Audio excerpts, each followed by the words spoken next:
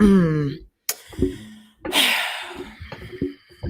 me get this stuff together. Good morning. Good morning. Good morning. Good morning. Good morning to you. Welcome to Morning Teen Allegations. This is your host, Petty B, otherwise known as Bianca Goolsby, and I'm so excited to be with you on this Friday. So I'm doing my episode an hour later because I literally had to get some receipts together because today's episode is dedicated to the superintendent of Hillsborough County Public Schools, the third largest in the state of Florida and the seventh largest in the nation. So this is dedicated to you, Addison. So before we get started, I just want to go ahead and just say a couple church announcements. Amen, amen, amen. Let's go ahead and get that banner up. Ooh, I'm just so disorganized today. Okay. So the church announcements are as follows. Okay. Let me get this thing situated. Okay. Boom. So here's the church announcements. First of all, I just want to say congratulations to all the endorsed candidates of Teaching for the Culture that won their race. Can we get a shout out to that? Let's see here. What would be a good sound effect for that? Let's do this one.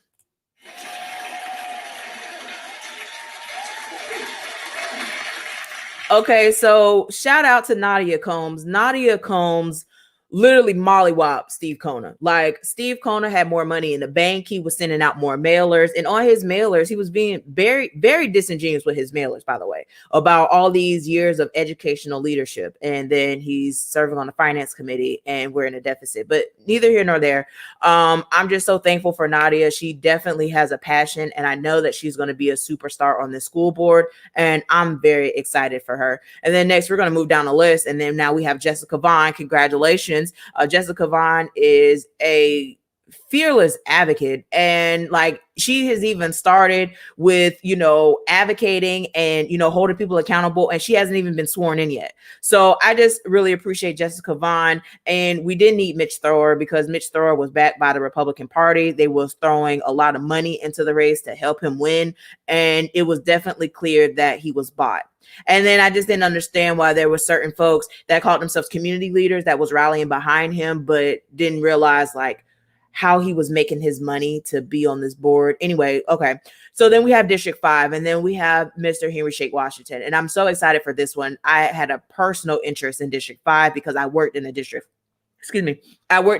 5 school. I know the conditions. I know what's happening in District 5, and we need change. Okay. We need someone that is able to work with folks. And again, like, there's a lot of people that saying, well, Shake Washington is not the man for the job. Okay. Well, I'm going to tell you this. Shake Washington's in the seat. And then my question to all the people in the community that are now starting to talk about education that wasn't talking about education before. Okay. Help him. Ask him how you could be a service to him and how you can help move the schools, because in District 5, our schools need the most support, which means all the people that are sitting on the sidelines that want to boo and have all of these, selective outrage, go ahead and give Shake a call and see, how can I help? How can I be a resource to our babies? How can I be a resource to our children? And if that's not something that you don't want to do, shut up, please. Because what's happening is that we have a whole bunch of conversations that's happening with people that are not eligible to work with our children, the people who've never worked in this classroom before, and people that swear that they know everything. Please shut up. Thank you. And then District 7. We are keeping Lane Gray because Sally Harris is awful, and I'm so thankful for that. Moving to Pinellas County, I am so excited that Laura Hine won. Again, the Republican Party has really been backing these candidates, and so Stephanie Meyer was backed by the Republican Party and was really going at her heavy and promoting her heavy to be on the school board, and I'm glad that Laura Hine won. She has an interest in our children, and it's an at-large seat, and I'm glad that she is very passionate and vocal. You have Eileen Long, who had already run her race because, Chris wasn't really intentional with running. Like, I didn't understand why you filed to run for school board and you don't, so she won in the primary. But I just want to say a shout out to her because, she's retaining her seat and she's a phenomenal school board member. And then Caprice Edmond. Caprice Edmond is in District 7. And I'm so excited for this one because she has been in the trenches. She has been working with our kids and has been doing everything she can to move our children in Pinellas County. And so that is a position well deserved. And then moving to Manatee County, we have Mary Foreman, who is a CPA, which there is some major financial issues that's taking place in Manatee County. And so I'm glad that there's going to be some eyes closely related to the budget, and she's very passionate about children and making a difference. So I just want to give a shout out again to those candidates that won. Amen. Amen. And teaching for the culture. I mean, we did that. We did that. So here's the call to action. Okay.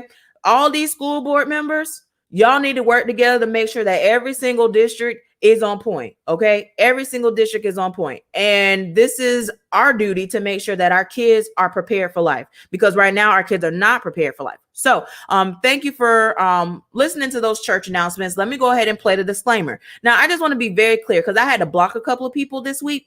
Don't come on my page and come with some ignorant foolishness. I don't have the time anymore. I don't have the energy to go back and forth with folks. So listen, I'm all about, if we agree, disagree, I'm okay with having civil conversations, right? Because that's how we grow. But if you come in and you always are very combative, you come in and you are saying stuff with no receipts, and you don't have no receipts, or you just flat out lying, like at some point I'm going to block you. My Facebook page is not a democracy. So let's go ahead and roll the disclaimers, because I think people need to understand, like, I don't play these games.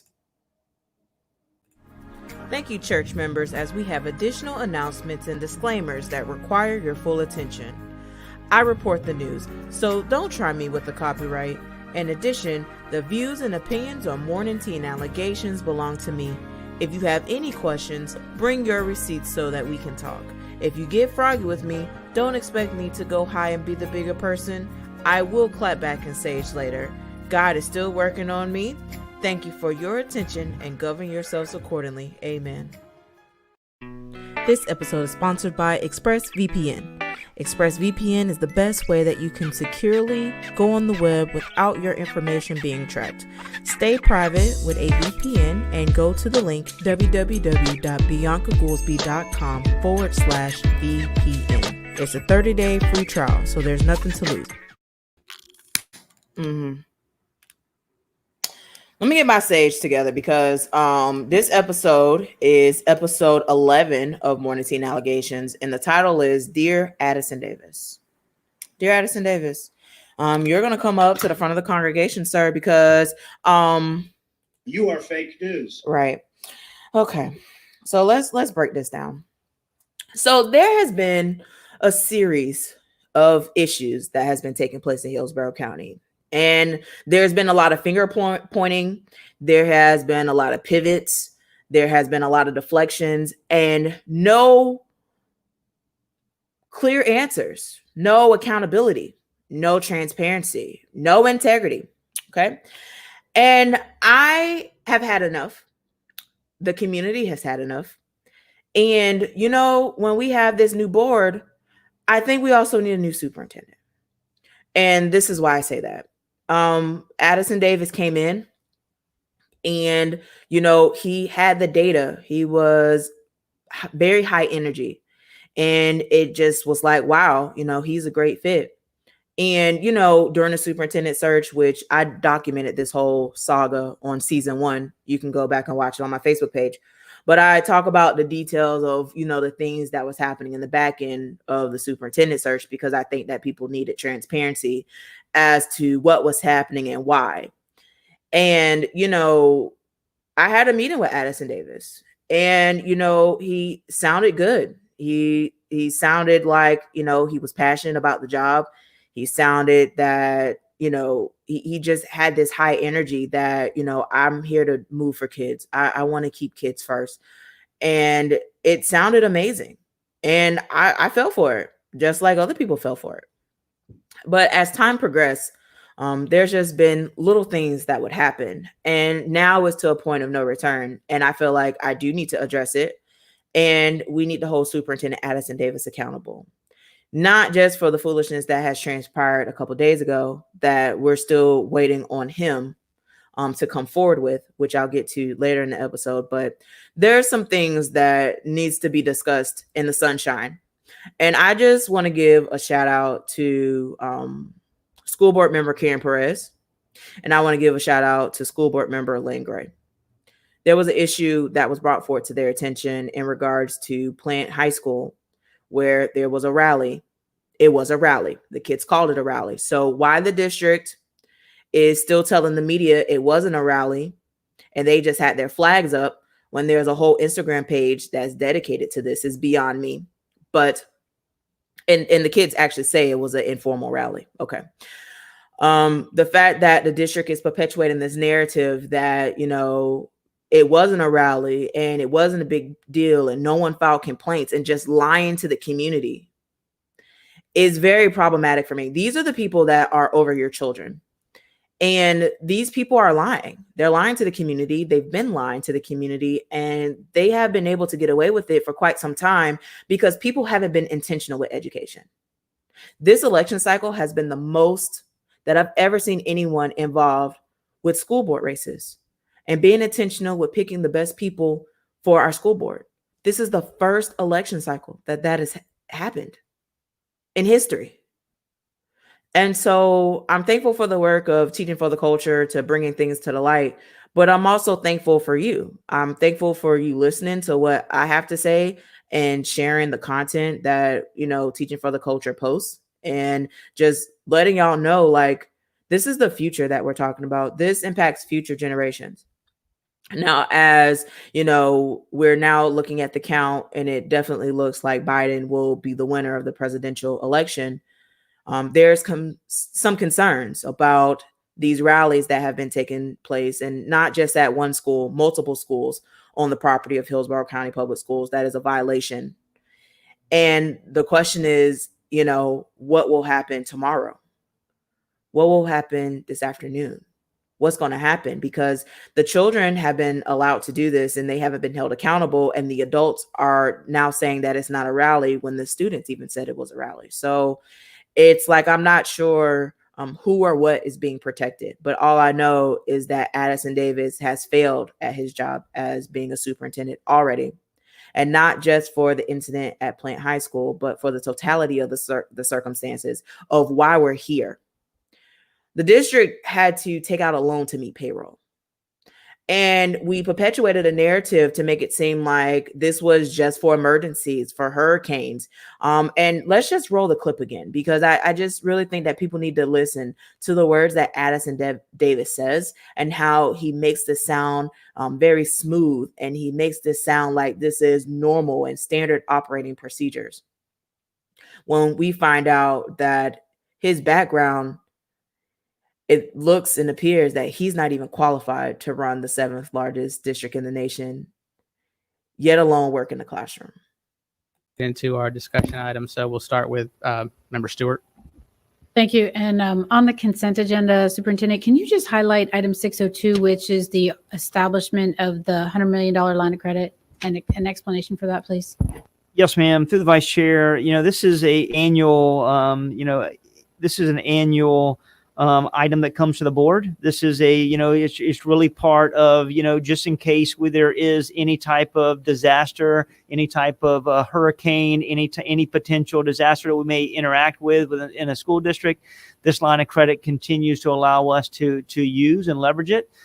This is something that has never been used, but it is part of best practices to be able to bring it to the board to address any unforeseen circumstance.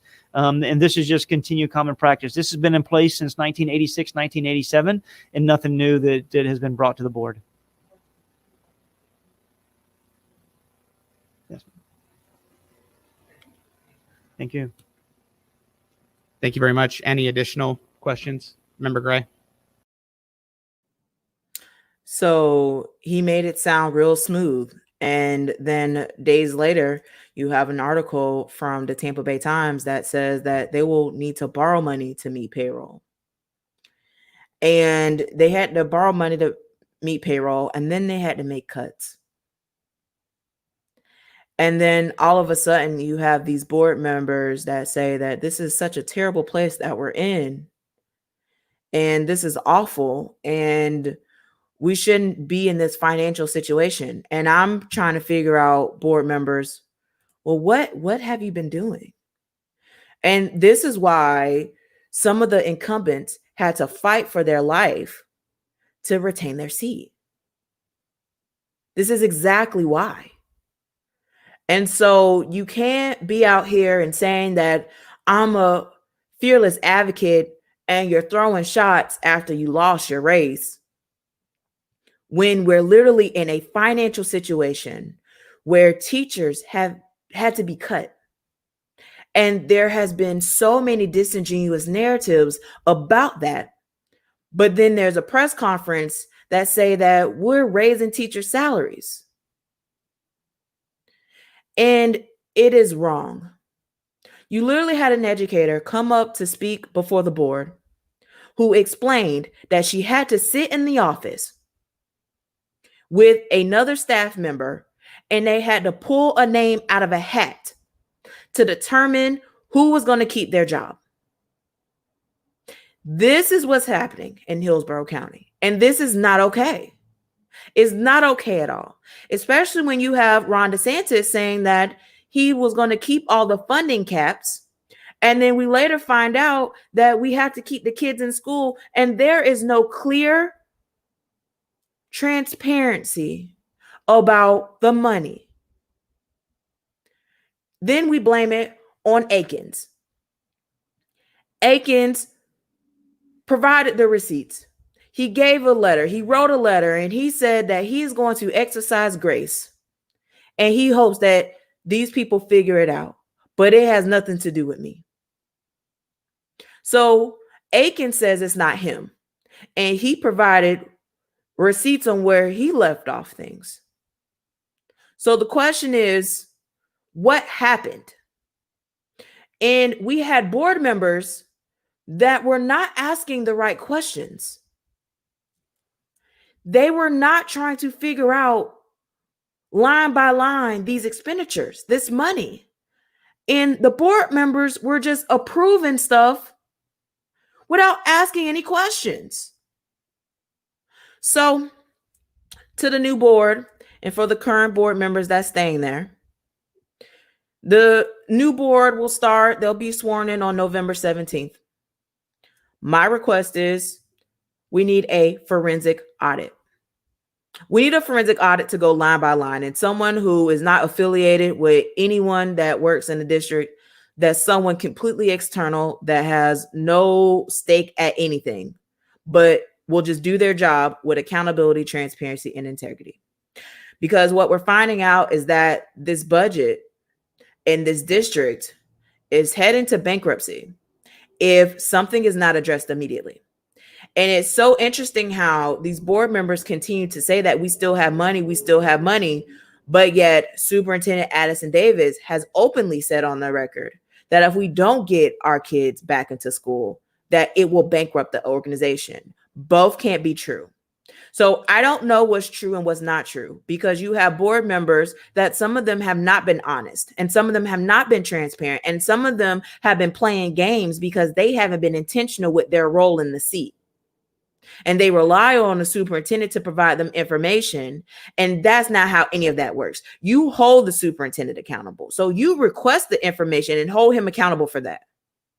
And we have allowed these board members to come into the school system to leverage their political career and agenda on the backs of our children. And we're trying to figure out why our students are failing and why we have a list where we lead the state and the amount of students and the amount of schools that cannot read.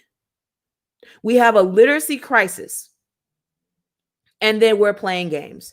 And so while we talk about the literacy of the district, there was key people that Superintendent Addison Davis brought on board that I've talked about on several episodes of Morning Tea and Allegation that are not certified in reading. If you go pull up their certifications with the Florida Department of Education, they're not certified in reading, but yet they're over literacy. These are the people that Addison Davis brought from Clay County. And he's on the record saying that the people from Clay County are going to get paid what they're worth. But I'm trying to figure out about the employees that have been here, that have been working. Are they getting paid what they're worth? The answer to that is no. Superintendent Addison Davis, you have failed this community. And you have not been truthful. And you have allowed your identity politics to uphold the white supremacist system that this district has been built upon. Hillsborough County Public Schools leads the state, the entire state of Florida, with their school to prison pipeline. Hillsborough County Public Schools has the most schools that are underperforming in the entire state of Florida. And you have people out here parading around and making it seem as though that our kids are winning out here, and it's not. It's not happening. And there's rallies that's taking place where they have signs that say all lives matter and blue lives matter and go Trump, and you said nothing. In fact, not only did you say nothing, but you allowed your staff members to lie and lie to the media and make it seem as though it wasn't a rally, that they just came. Now, I just want to put this situation out here, because if we got a whole bunch of kids together and they show up in their vehicles with Black Lives Matter flags and Black Lives Matter t-shirts and masks, and they come up to the school honking their horn, speeding in the parking lot, you best believe that Hillsborough Sheriff's Office and TPD will be right up there. You best believe it.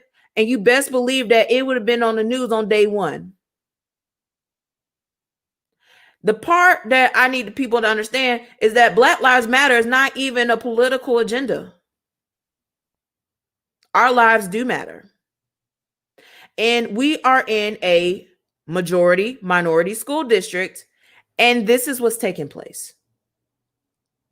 So I don't understand why Superintendent Addison Davis is being silent. Maybe because he has, identity politics issues where, he wanted to meet behind the scenes with Richard Colcrin and Ron DeSantis and have these secret meetings, didn't advise the board until after the fact, and then want to holler on the dais and say transparency. Now, Addison Davis was provided a letter for his violation of sunshine, and let's go ahead and show it to you. So the First Amendment Foundation sent Superintendent Addison Davis a letter back in August about his violation of sunshine laws. And it talks about how he had conversations about what was going to happen in regards to the reopening of schools after he had private conversations with state leaders without board members aware of it until after the fact. And then you told the board, Addison, what they was going to do. So already right there, that started the foundation in August. The reopening of schools was definitely a highlighting moment because it let people see that when we talk about your movement for children, it wasn't about the children. It was about your identity politics. It was about your agenda. It was about who you aligned yourself with. And me and you, Addison Davis, we've had plenty of conversations about the reopening of schools. And I understand that schools need to be open. And I understand that, we need to have a safe learning environment.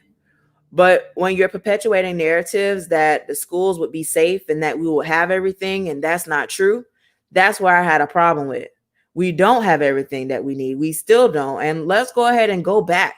We're going to go back, Addison Davis, to the words that you said about the cleaning supplies and everything else. So let's roll the clip.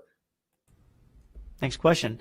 How does the district plan to ensure the availability of cleaning, sanitizing products when there is a national shortage? So I'm going to let Mr. Farkas start this question out, and then I'm going to transition to Mr. Culpepper, who's our safety, leads our safety within our schools, just to talk about some of the proactive steps we're taking to make certain that we are cleaning our schools along on a daily basis.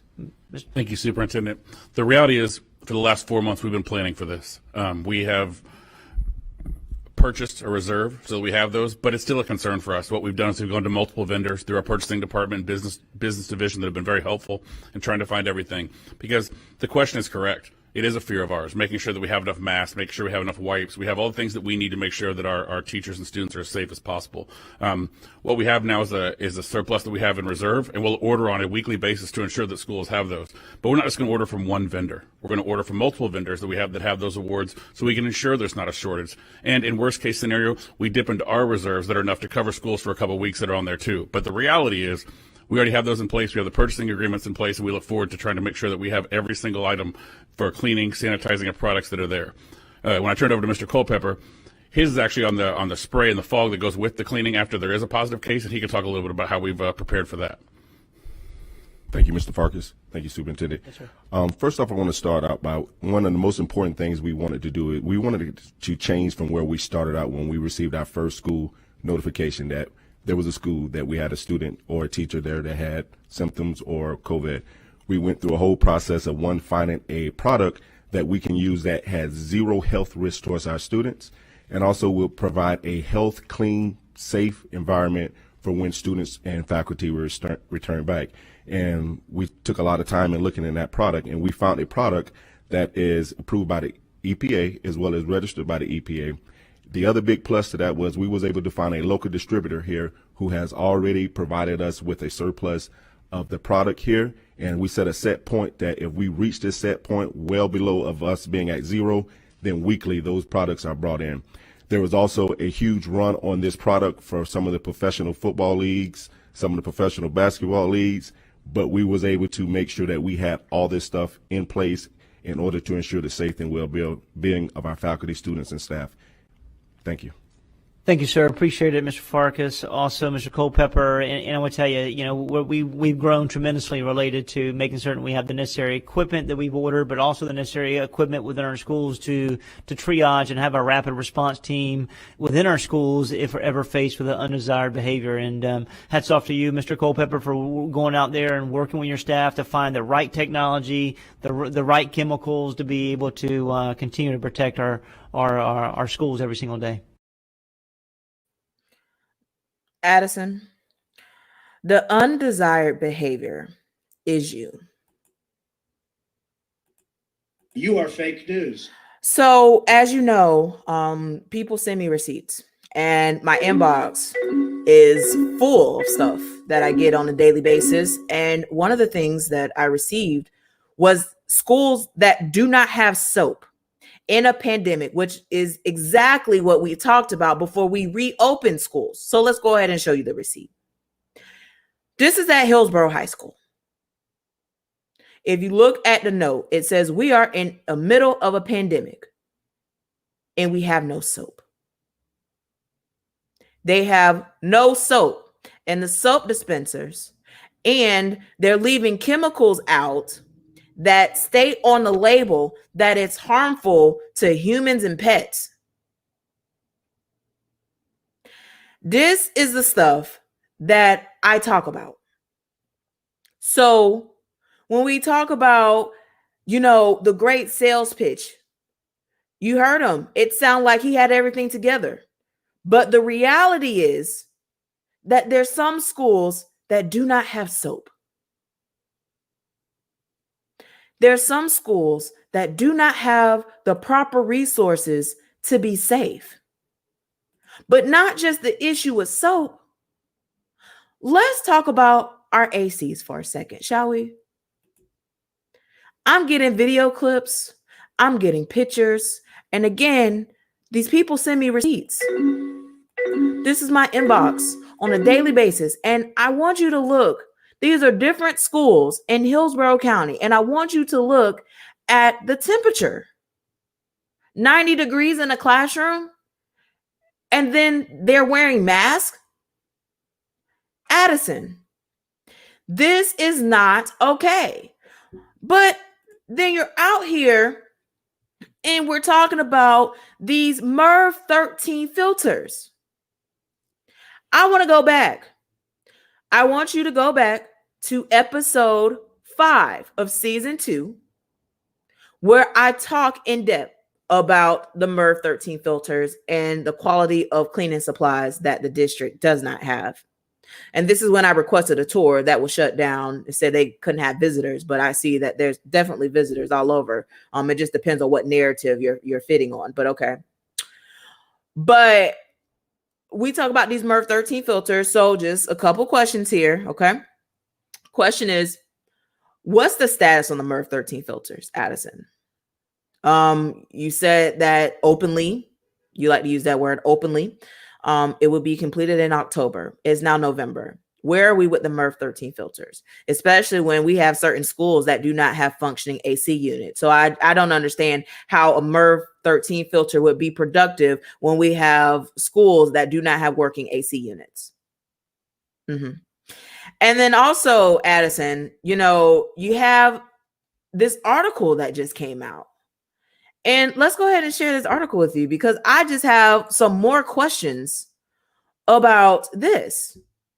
So we're hiring more consultants to talk about the filtration system and how to clean up.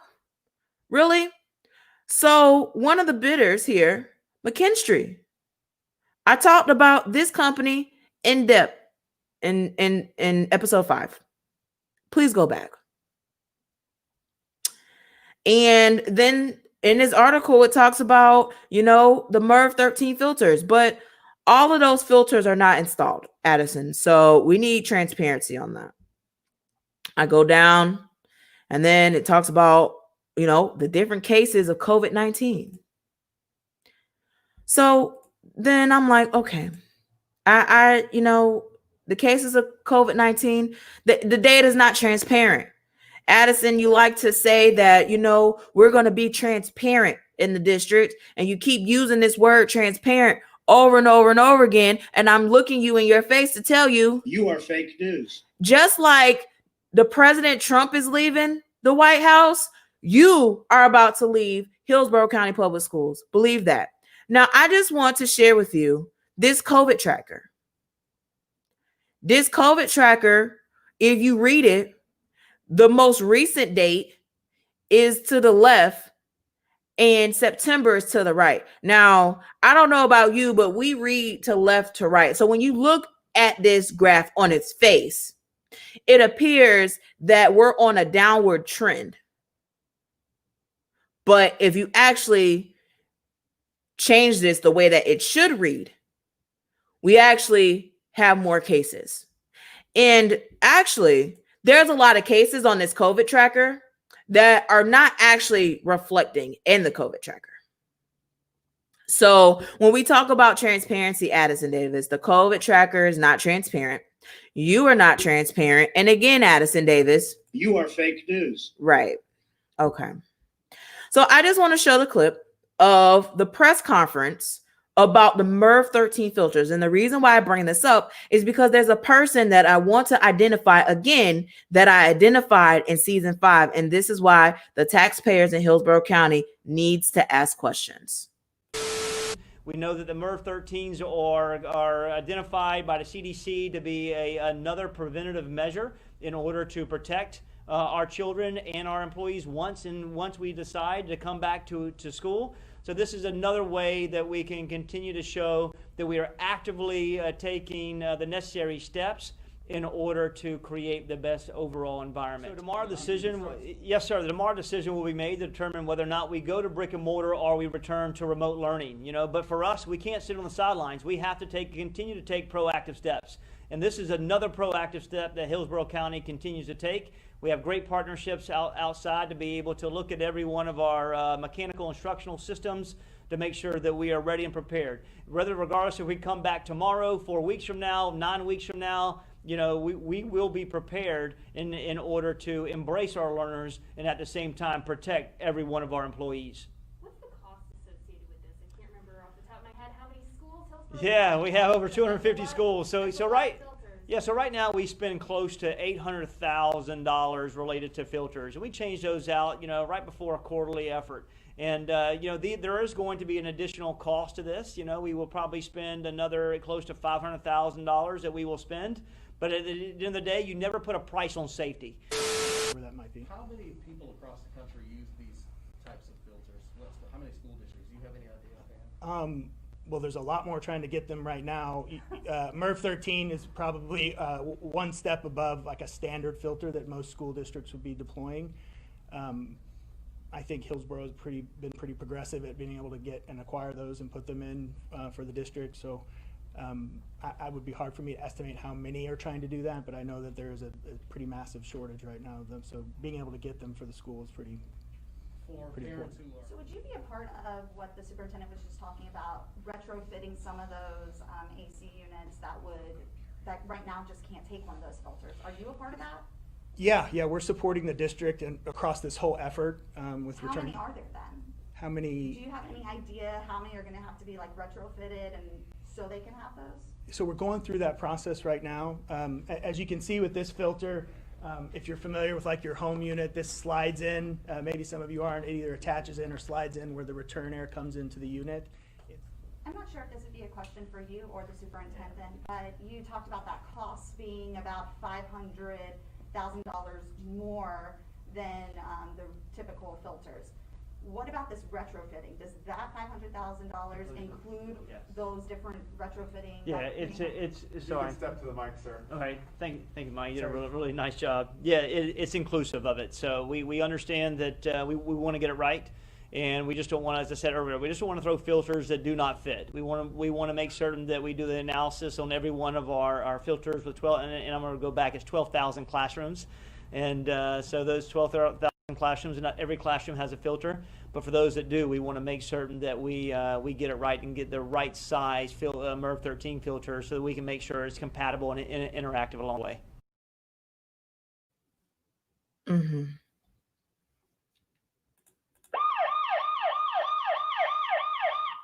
Okay, so I want to share with you the company again. The guy that was featured, he actually doesn't live anywhere in Florida. The company actually has no offices near Florida. So he was flown from Texas to Florida to be at this press conference. And now the Tampa Bay Times has identified that they have a contract with this company that came to do a press conference with Addison Davis, and is very unclear about how this thing is situated. So I just want to share my screen to the website of this organization again. I talked about it more in detail in episode 5, so you can reference that, and I'll link it here. But this is the same gentleman that was at the press conference, and he has operations, and he manages operations in Texas.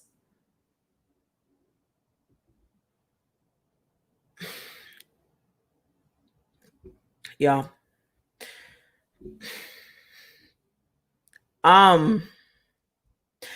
So Superintendent Addison Davis, I'm not even gonna get too in depth with this.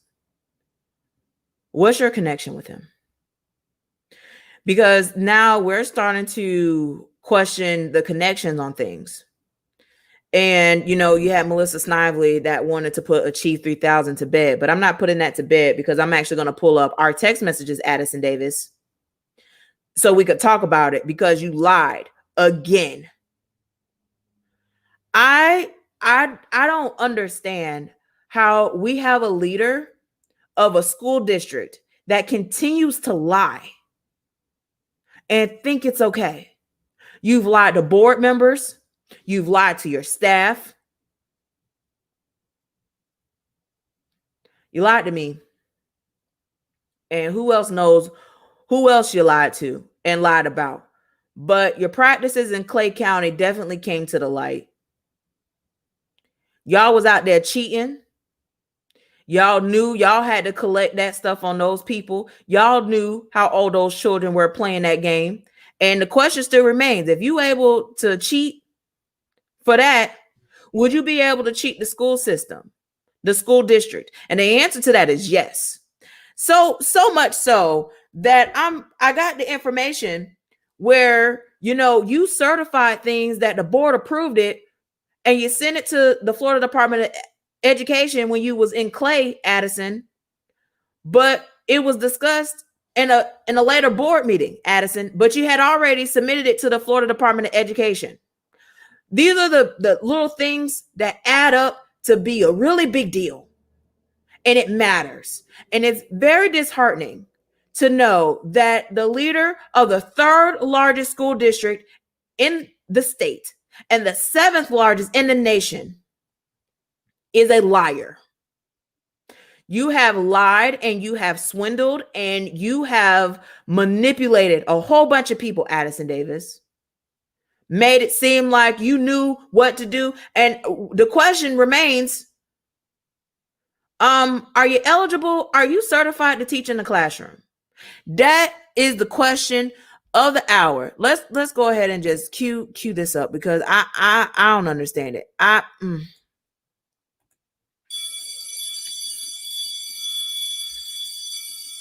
Addison, can you work in our schools? I know you have educational leadership, which the answers to that exam is actually on Google. So, and then you and your brother got that. So speaking of brother,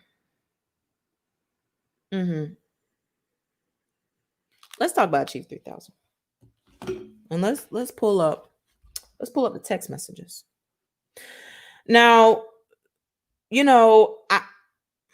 I don't have nothing to hide, and I don't need to lie. It seems as though, detectives are able to get my number real easy and to call me and say that there's misinformation and then tell folks that, how long have you been following Bianca? There's fake pages out there. All I'm going to say is Tampa Police Department reached out to me today. And I'm waiting for them to respond back because now I'm curious. I want to know how the detective called me. Did Addison Davis call to have the detective call me like he called Daryl in Clay County? Because see, allegedly Addison Davis, when that lady was talking about you and was asking some real questions about you and your character, Addison, you contacted the Clay County Sheriff's Office and you contacted Daryl allegedly, and Daryl, the most corrupt Clay County Sheriff's Office that had a whole bunch of stuff going on in the background where he just sleeping with a whole bunch of people in the office, he cheating on his wife, all this stuff is in the public. All of this stuff while he was sheriff. He was the most corrupt sheriff. And you know what, Addison? I guess you forgot that I had property in Clay County. I guess you forgot that I lived in Duval County. I guess you forgot that I can pick up the phone and ask about you, bro. You lied. You lied, and you're still lying, and you out here playing games. No one is out here protecting you anymore. We have a brand new board, and just like President Trump is out the door, you out the door too. You're out the door because you out here playing on the backs of our children, and enough is enough. I've had enough. I've had enough with the shenanigans. Now, with this contract situation, I'm sorry, I just elevated real quick, but that contract situation with the Tampa Bay Times, we trying to figure out, well, who approved that contract? Did the board approve that contract? What's going on? And how much does that contract cost? Because again, I'm telling you, these people are nowhere near the state of Florida. So how he's connected to these people and how this man was able to come and do a press conference with Addison Davis, that's what y'all need to go figure out and start asking these questions. I presented this weeks ago. Let me go back and let me tell you when I had that episode. The episode where I talked about the MERV 13 filters in that company was on September 25th, 2020. We are now in November. Go ask some questions about that because it's something about that that's off. Now, okay. So let's achieve 3,000. Because there's a lot of different narratives around here with Achieve 3000 and Melissa Snobby want to get up here and be like, oh, I'm just so tired of hearing about it. Well, you are fake news. Melissa, I really don't care what you're tired of hearing about. Because honestly, we're tired of hearing about you. And in 2022, your seat going to be gone. Terry done told me to sage. Please hold. Because y'all out here playing games on the backs of our children. We out here leading the school to prison pipeline. We have the most schools that are underperforming in reading. You got charter networks that's coming to take over the school. And they out here campaigning and talking bad about the neighborhood schools. And they have a contract with the district. It is just beyond me, the stuff that's happening. And then y'all want to play these games. So let's go ahead. Let's roll the clip. I want you to hear about what Addison Davis said about this Achieve 3000 at the most recent school board meeting. So let's talk about your brother. So when did your brother begin working for Achieve 3000? Let's see. Maybe let's just say 10, 11 months ago, Oh, that recently. probably. Okay. Because before then, he was the chief academic officer in Duval County. I worked alongside him as the chief of schools, and he was a chief academic officer. Okay. All right. So he just began working for less than a year ago. For the I would say somewhere less than a year. Yes, ma'am. And so he wasn't working for the company when you previously purchased Achieve 3000. No, he was ma'am. working as your, what did you say? He was chief academic officer. Yeah. He was a partner between me, and Nikolai Vitti. Nikolai Vitti was great. We brought this initiative into Duval County, and it yielded some amazing results. Okay. All right. So now what does he do for Achieve 3000? What is his role in the company? So openly, we don't have a lot of conversations. So, and I know it's hard to believe your brother, but No, I have a brother who lives in okay, Hawaii. okay. So, and I 6-hour time difference. so. let me say this, and I'm sorry, I know that you didn't ask this question. I didn't know he took the job originally. Why would you leave the 20th largest school district in the nation and you're the chief academic officer? You're doing great things. And I mean, it must have been a really nice deal. They got new leadership there. So, So is he an executive there? he's some kind of vice president that I really don't openly know what he does. Okay. I mean, I do know that he doesn't deal with, he does deal with contracts less than $200,000, which is in Hillsborough County. Not Hillsborough. I know that. Okay. All right. Fair.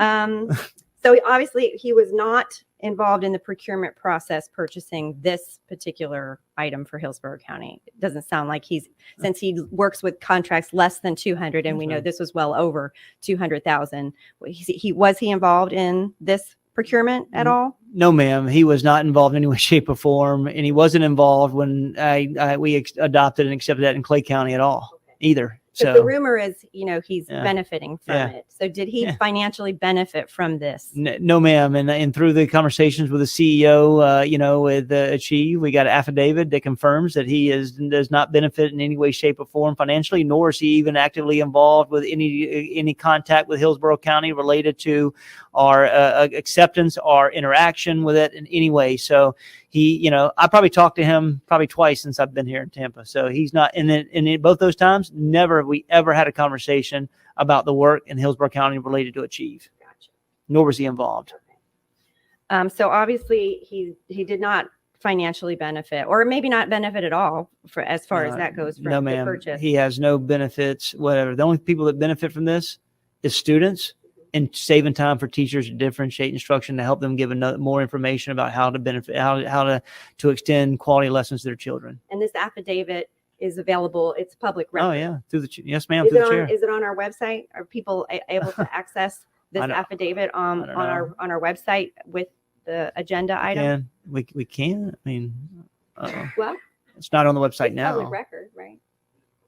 So, because if I guess you could put it. I don't know where you would put it, but anyway, the point is, it's public record and it's Yes, out ma'am. there. If It's someone out there. If wants somebody it, wants they it, can request it. They can request it and they can get it. Okay, and then my last question is the funding. So we spent a little over $3 million on this Yes, ma'am. particular item, and people are wondering why we're spending money and how where did that money come from to buy that, and could that have been used to help keep teachers?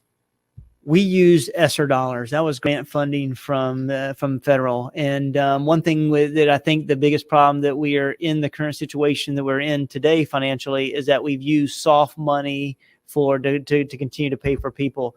So I would never recommend in using grant funding for people. So this was not anything that we were willing to use toward protecting any employees within the district. Okay, because that money is separate. Yes, ma'am. Separately used for instructional materials.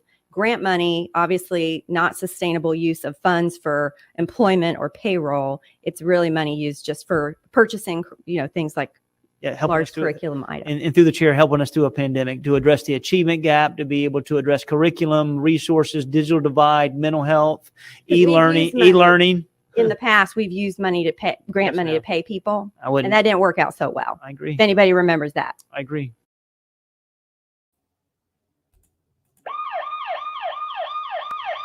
You are fake news. Okay, Addison. All right. So, you have my number, right? And with that number, we've had digital communications, right? So we haven't had a conversation, Addison. Like we texting each other, Addison. Okay.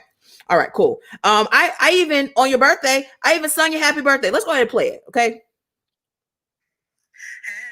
birthday to you. Right. Okay. So obviously, we okay. So with this being said, I'm gonna show what you sent. Okay. Now I'm gonna post the receipt. I didn't have time to export it from my phone and put it on my computer. It's a lot of work with that. But this is what he sent me. Let's see. Zoom in. Okay. There we go. This is what he sent me about Achieve 3000. Okay. Because we had conversations about it because I was like, hello, sir. Nepotism. What's going on? I got questions. What's happening? So this is what he sends me. Senior Vice President, Program Impact, Account Management for current customers whose contract is less than $200K, includes data collection, analysis, implementation, assistance for Achieve 3000, no involvement with any potential new sales opportunities, no involvement in the recent board-approved contract with Hillsborough, do not financially benefit from any new sales, including Hillsborough, will not benefit from any future contracts with any district over 200K, including Hillsborough. And then it has the dates of employment. Okay.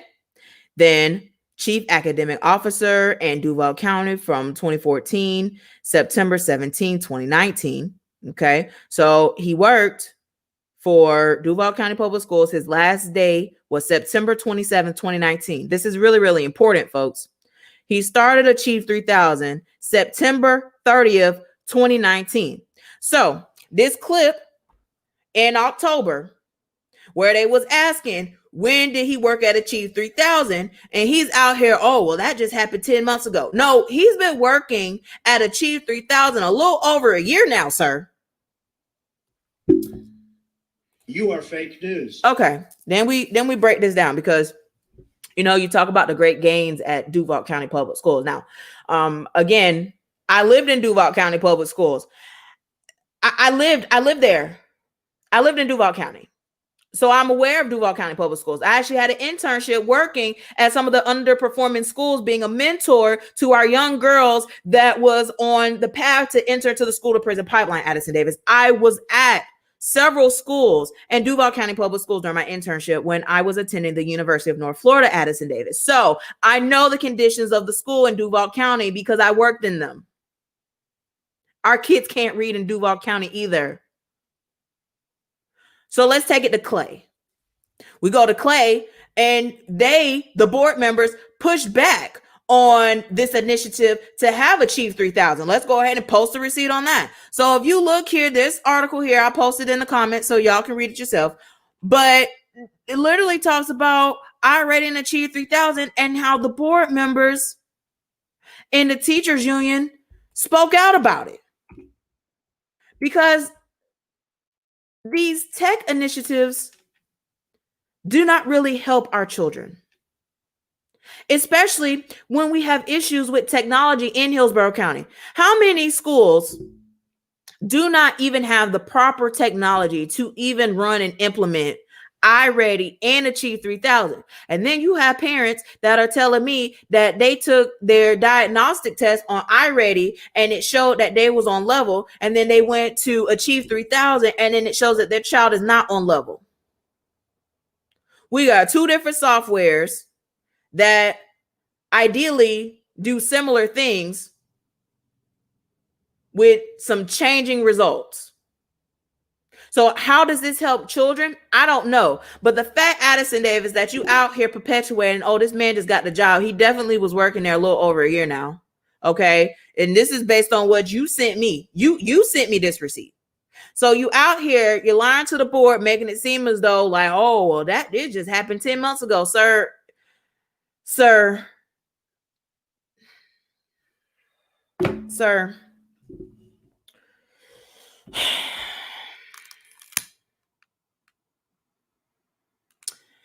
Addison Davis, you got to go. You got to go. You got to go. You got to go. You got to go right now. You got to go. You got to go. You got to go. Just like how Donald Trump is leaving. Donnie's leaving. You need to leave with him because our school district deserves so much better than this. And then let's talk about the ESSER funds, because, you know, it's just so interesting how these people just act like this stuff is not public record. So let's go ahead and just pull it up, because my goodness, like, hello, people I receive don't, and I don't understand why people don't ask questions. So board members and the ones that were saved, I'm looking at you, because moving forward, don't be just approving stuff without asking questions, which you need to talk to your constituents. Okay. Talk to your constituents, and maybe that they could help you, because you can't do this all by yourself. But you're sitting here at the dais not saying nothing, approving all of this foolishness, and then y'all looking around like, where's the money? And y'all getting all this heat, and you should get this heat, because where is the money? So again, this is the grant. This is information that talks about the grant. Okay, now what I want to get to, and I'll post the link in the comments so you can see it, okay? But I actually want to get to the frequently asked questions, because that lays it out pretty much in black and white. So let's go to the frequently asked questions, shall we? We're going to go to number 15.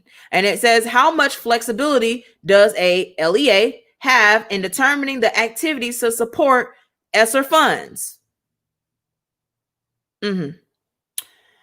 So it gives a lot of flexibility on this, and it doesn't say anything that it needed to be used for a technology program that our teachers could barely use, because there's not enough computers and not enough internet resources within the school to have this system. Because you know what, there are some educators that could barely do simultaneous teaching because the Wi-Fi at the school is subpar. And so there has been other things that we could have used this money on besides Achieve 3000. But let's just follow Melissa Snively. She says she don't want to talk about it no more. You are fake news. So Addison Davis, the last thing that I want to talk about is with these rallies. And the rallies that have been taking place on several different campuses is inexcusable. And the fact that you are continuing this narrative, and you actually lied. You lied to a board member, and you told the board member that you're on it and that you are going to take care of this, that, and the third. But then you told Bay News 9 that there was no complaints. How in the world could that happen? So there was no complaints. So I'm glad Damaris Allen was interviewed, because she was one of the parents that was like, hey, what the heck is going on here? Because she's seen it when I posted on my social media page. I literally was tagged in the video when it was happening live. And then I did more research to find that the kids actually posted it. And they actually was celebrating this on the school campus. But yet it wasn't a rally. You really think someone would do that? Just go on the internet and tell lies? Addison Davis, you need to leave. You need to leave Hillsborough County. And, you know, Terry said, we'll pay for the U-Haul. We'll pay for the U-Haul. And this is why there's a difference between having an elected superintendent and an appointed superintendent. Since you're an appointed, okay, we don't have to wait till your term ends to get rid of you. We can get rid of you now. Okay. So board members, hello, this man is dangerous to the 3rd largest district in the state and the 7th largest in the nation. He has not been accountable. He has not been transparent, and he definitely hasn't operated in integrity. So I just want to play the clip, because I just want to know, I have a question. Is this a rally or no?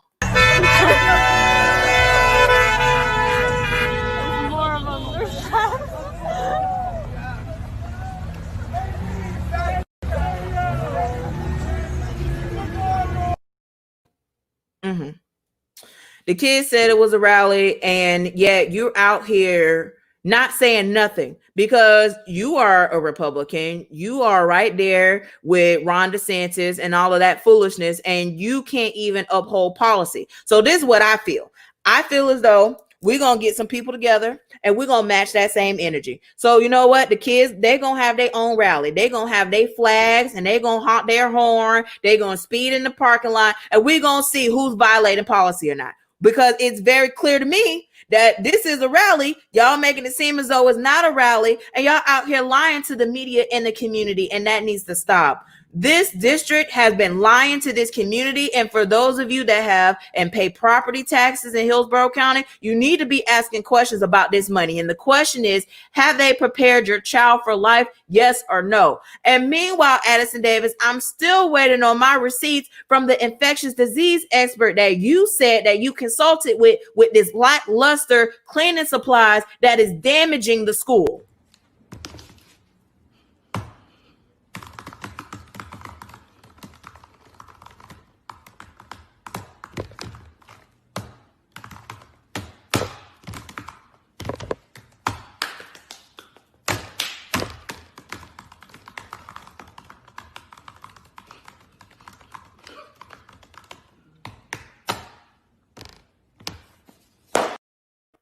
Signed, sealed, delivered. Addison Davis, you next to go. When these board members get sworn in, there is more than 4 votes to get your behind out of here because you, sir, you are fake news. You are fake news. You need to leave and go ahead and wherever you want to go. You out here, you done bought a new home at Apollo Beach and your child go to a school that is, your child is not even zoned to go to the school she go to. And y'all out here just violating policy. Y'all out here playing these games. And Addison Davis, let's be real for a second. Let's go ahead and just put all the cards out on the table, shall we? So you keep blaming Akins for this money, but it's actually you. It's you, it's Farkas, it's Marie Whalen, and Gretchen. Somebody needs to lose their job. Some of the board members lost their seat, but now we need some people to lose their jobs because this is deplorable. Enough is enough. And y'all out here playing these games on the backs of our children, and we lead the state in our school to prison pipeline, and we have the most schools that are underperforming in reading, which is the foundation of education that's happening in this world. Reading is the foundation, and y'all out here playing these games. So, Addison Davis, I look forward to your resignation. I look forward to your termination, whichever comes first. But just know that Addison Davis, your time here is done. We no longer need your services. You out here lying. You not being honest. And quite frankly, sir, you are a fraud. And we just need to go ahead and have a no confidence vote. We need to go ahead and go back and void this contract. We need to hold Ray and Associates accountable for what they've brought into this district and hold them accountable for the foolishness that has been taking place with this superintendent search, and just back up and try this thing again. Because I'm pretty sure that there's somebody out here that is passionate about our children that would like to be a superintendent to lead and guide these decisions. I'm sure there's someone that wants to lead the 7th largest district in the nation and the 3rd largest in the state. But it cannot be Addison Davis. He is a danger to our society, a danger to our children, and a danger to the residents in Hillsborough County. So y'all be blessed. Y'all have a great day, and I'll see y'all next time. Please keep my name about your mouth.